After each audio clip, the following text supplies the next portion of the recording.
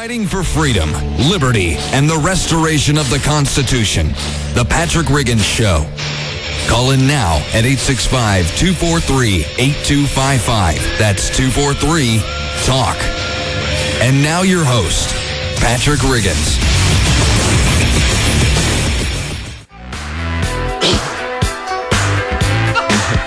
This is welcome back to the Patrick Riggins Show. Did that go out on the air?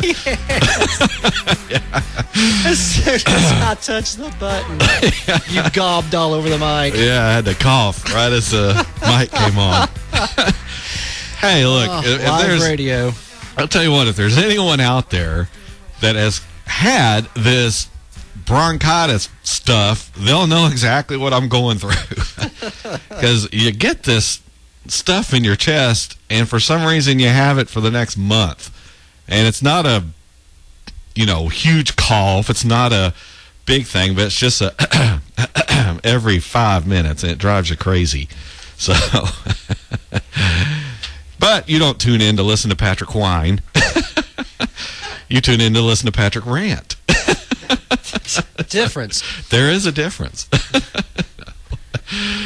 Anyway, let's see. What do we got on this hour? Oh, okay. Here's a story which I want you guys to kind of think about, because this kind of puts the shoe on the other foot as far as this is concerned. It's about the upcoming election, and we've heard about all these things about voter fraud. And if you're worried about that, this fraud that may occur, you can rest easy now, because United Nations affiliated election monitors from Europe and Central Asia will be at the polling places around the United States to look for voter suppression being conducted by conservative groups. Why would United Nations even care? Well, it's because we're all one big, happy, global family. Now we have some dysfunctional relatives over there in the Middle East, but we just all need to come together, hug each other, and sing, and everything will be okay. I thought we were the stepkids that was kept in the basement. No, under the stairs. We're more like the older brother who goes around giving raspberries to all the other countries, kind of bullying these other countries. I want to be the strange Uncle Joe that nobody's really not quite sure about nor wants to get around. That would probably be... Who would that be? I guess that would be Greenland. Hey, sorry. So, if we have anybody in Greenland listen over the internet, they're going to be mad. Anyway, so these United Nations election monitors are going to be watching and looking for that voter suppression. Again, they say being conducted by conservative groups, so I guess if the Black Panthers are trying to intimidate voters, well, that's okay. But let some soccer mom look at someone the wrong way, and out you go. Now, does this offend anyone besides me? The United Nations has no jurisdiction over us, nor our elections. You want to know what it's like being in another country with the United States sticking its nose in your business? Well, this is it. Now, access of international observers during voting is explicitly allowed in some states, such as Missouri, South Dakota, North Dakota, and New Mexico. I'm wondering why that is. Because, Patrick, those are the rules. Yes. Now, this has been brought on courtesy of the Leadership Conference on Civil and Human Rights, the NAACP, the ACLU, and a few other liberal groups. And they sent a letter to the Organization for Security and Cooperation in Europe, which is an active partner of the United Nations.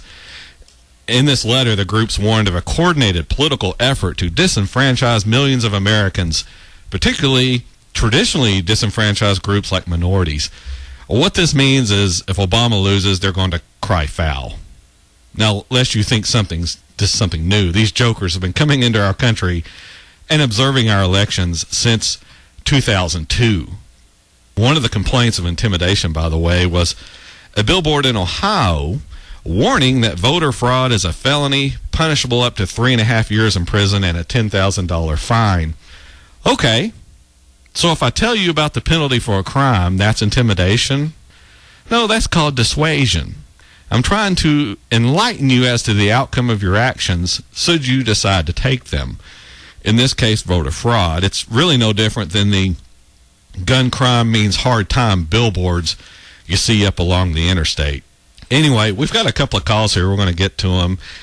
Let's go to Cindy up there in Mauricetown. How are you doing, Cindy? I'm doing fine. I want to know how old you are. How old I am?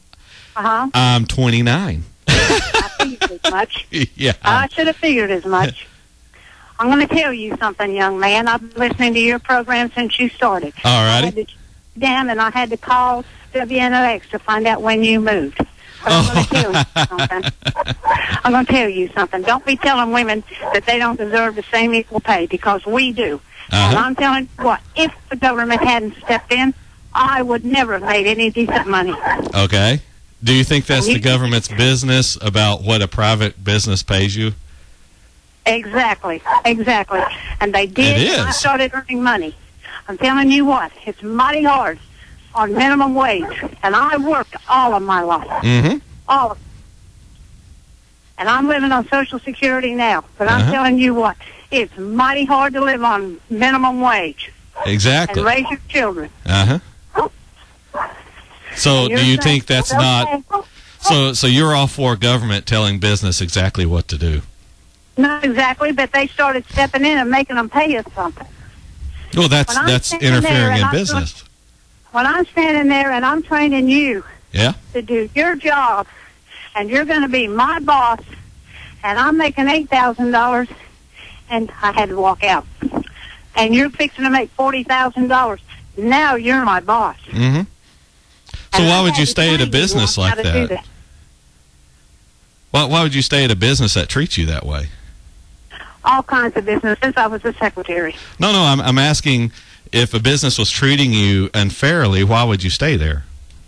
I didn't. I had to job jump. Exactly. That's my point. So you see what I'm saying? What I'm saying you don't is, have a job convenient to your home because you have to job jump to get a decent salary. Sure. And see, the businesses that treat their employees unfairly will end up going out of business because they run off good people. No. They don't run off. You think most people... Because it's convenient for them, and they stay no matter what. You need to get out into the working world, and you need to start talking to people. You're only 29 years old. Maybe you ought to talk to your mama.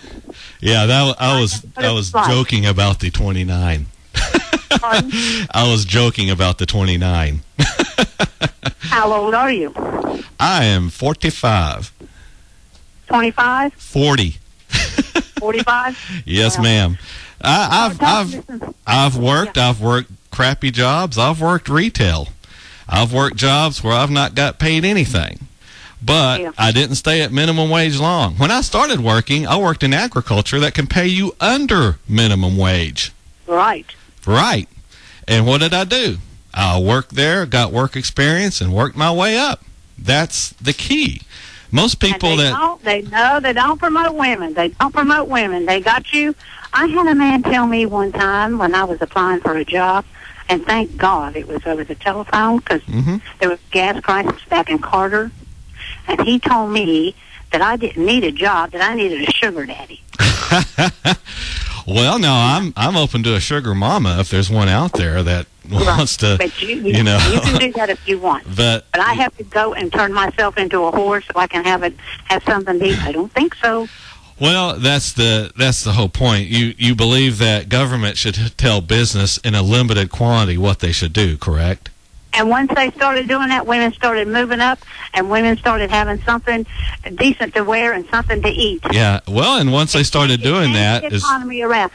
That's when you start getting this government creeping, into business more and more. I don't like government in business. I don't particularly like the government. I like your program. I like what you say.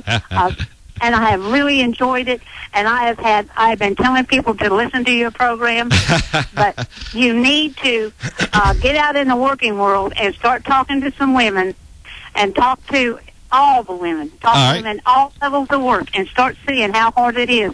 You cannot move up. They will not move a woman up. If there's 5 women that are better qualified and there's one man, he gets the job because he's a man. Okay.